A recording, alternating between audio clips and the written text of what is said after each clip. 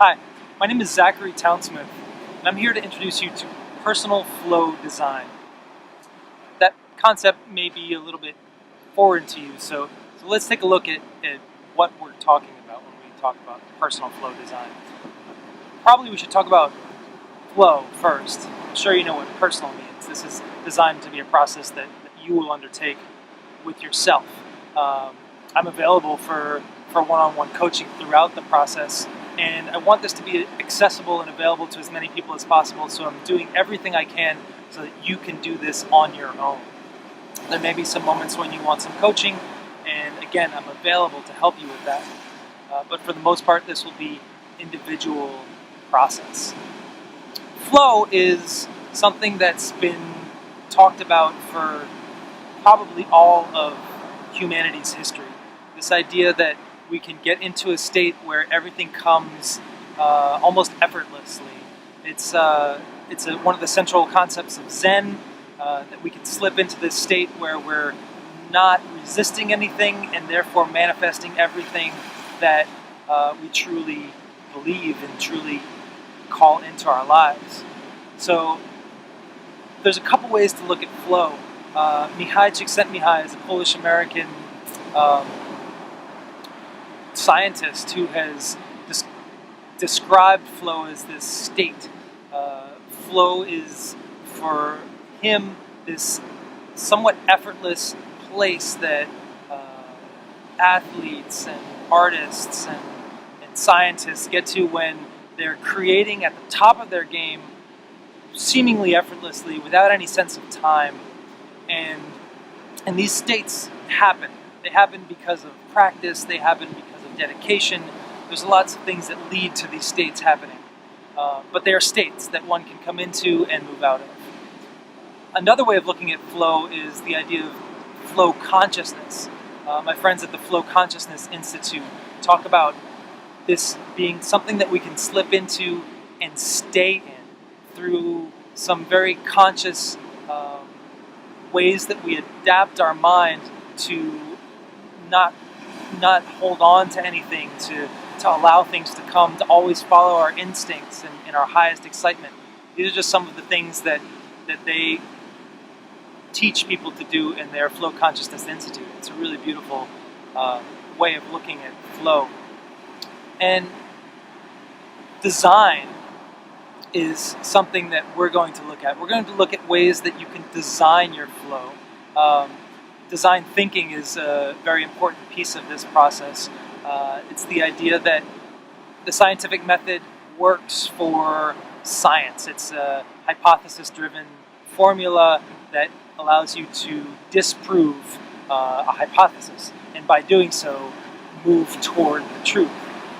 This is very useful in science. However, when we're designing things like a house or a building or a piece of art or your life, it's not very useful. So there's this idea of design thinking, which uses backwards design. And that's probably the hardest piece of this. Backwards design requires that we take out of our mind any idea of a solution, that the solution is not present until later on in the process. And I'm going to ask you to do that. So maybe you have ideas in your life that are going to make your life better, ideas for ways that you're going to solve things. And the most important thing here is to step back from those solutions. I truly believe that there are many, many smart, dedicated people working towards solving humanity's biggest challenges. I don't believe it's because they're not smart enough or because they're not dedicated enough. It's I believe because they're asking the wrong questions. And in order to ask the right questions, we really need to take a step back from what we feel are the solutions and allow ourselves to really understand the context of what's going on.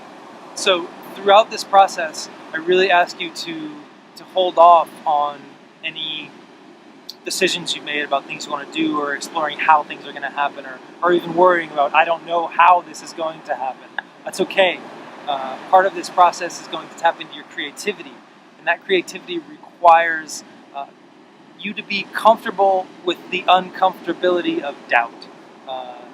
We don't know what's going to happen, the uncertainty of the future.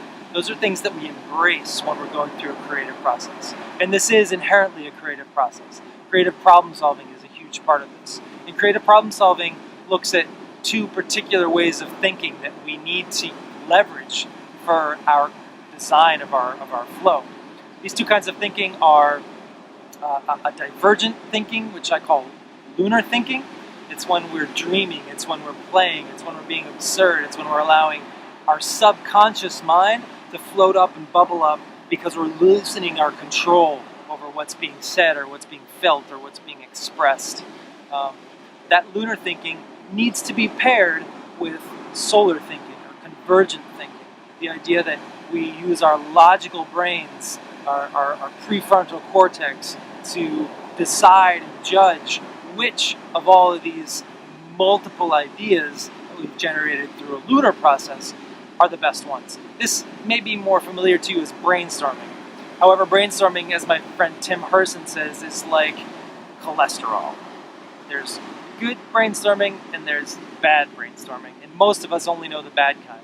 So the general central ideas of brainstorming are really important.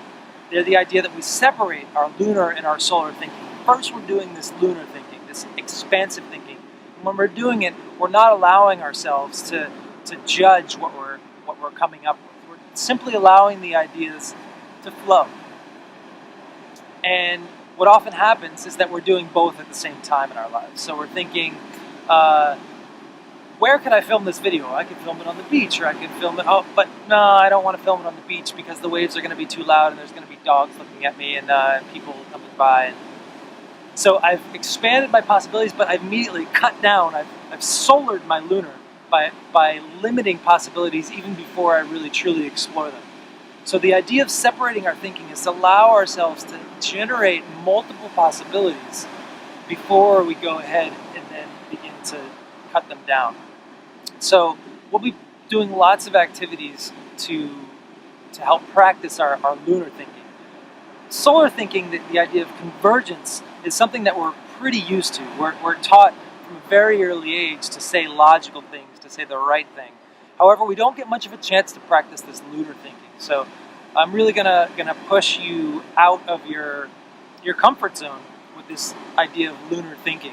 And one example is a game that we're gonna play probably a lot of. It's called Free Words. Let's try it right now.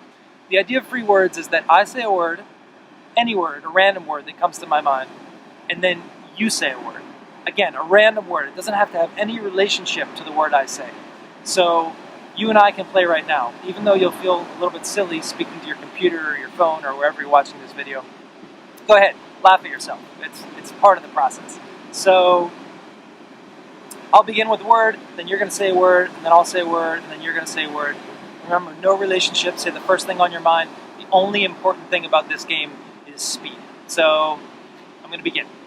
Moon, clouds, people, penthouse, sword, knicker, hawk, person, pencil, apple, nest, eat, knicker, pink, pie, purple, top. Okay. I kind of lost it there. How did you do? Did you get to any points when you were pushing up against kind of a I don't know what to say? Don't worry, that's super common. In fact, there's a word for it that science has created. It's called a brain fart.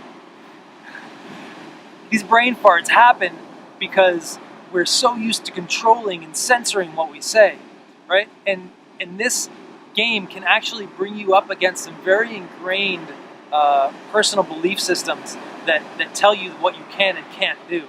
And for the purpose of lunar thinking, it's really important to challenge the ingrained beliefs that you have around what you can and can't do. So we'll be doing a lot of things like this game to get outside. I really recommend actually playing this game with a kid. If you have a child around, 4 or 5-year-old child, play this game. I guarantee they'll be better than you at it, and they'll push you to improve your lunar thinking. So this is just an example of what we'll do. We'll also do lots of things with our bodies to allow our brains to sort of shut off and our bodies to help our subconscious ideas float to the surface. And the way this process works is that the subconscious already knows. You already know what you need. That's this idea of flow. And so as we design our flow, we'll be tapping into this subconscious and allowing it to help lead us. And we'll be pairing it with our minds, because our minds, as a friend says, are beautiful servants. However, they're terrible masters. So we'll be exploring ways to leverage our mind combined with our intuitive lunar flow to design strategically a solution to a challenge that you have in your life. So I'm really glad that you're here doing this process. I've seen it be amazingly powerful for people from every walk of life, from illiterate Mayan artisans to businessmen trying to come up with a way to implement their passion more into their life and really feel like they're living their purpose. This is something that I really hope can help you tap into this and create a life for yourself that is going to fill you with meaning and purpose, and is also going to allow you to leverage your impact that you know you're capable of bringing to this world. You can make this world a better place. You know this deep inside. You have very particular gifts that no one else has. In yoga, they call this Dharma, your ability to walk the path that is explicitly and uniquely your own. And part of this process is really uncovering that and moving in that direction. This personal flow design, I really encourage it to be iterative. What that means is that we'll do it once together here, and then the tools from it, I encourage you to do over and over again.